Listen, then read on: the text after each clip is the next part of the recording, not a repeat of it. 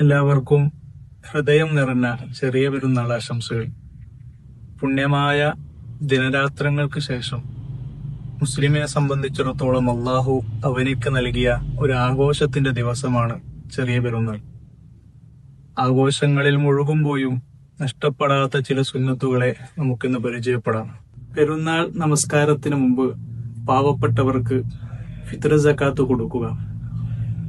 പെരുന്നാൾ രാവിൽ സൂര്യൻ അസ്തമിച്ചതു മുതൽ പെരുന്നാൾ നമസ്കാരത്തിന് വേണ്ടി ഇമാം വരുന്നതുവരെ തക്ബീർ ചൊല്ലുക.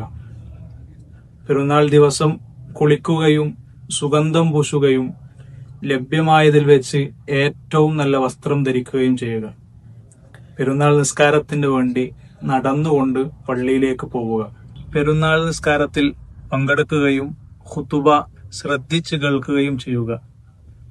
ബന്ധുക്കളെ സന്ദർശിക്കുകയും മുസ്ലിങ്ങളോട് പെരുന്നാൾ ആശംസകൾ കൈമാറുകയും സൽക്കർമ്മങ്ങൾ സ്വീകരിക്കാൻ വേണ്ടി പ്രാർത്ഥിക്കുകയും ചെയ്യുക.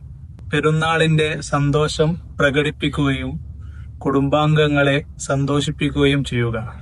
ഇതൊക്കെയും പുണ്യമായ ചെറിയ പെരുന്നാൾ ദിവസത്തിൽ നമുക്ക് നഷ്ടപ്പെടാതെ കാത്തു സൂക്ഷിക്കാൻ പറ്റിയ സുന്നത്തുകളാണ്.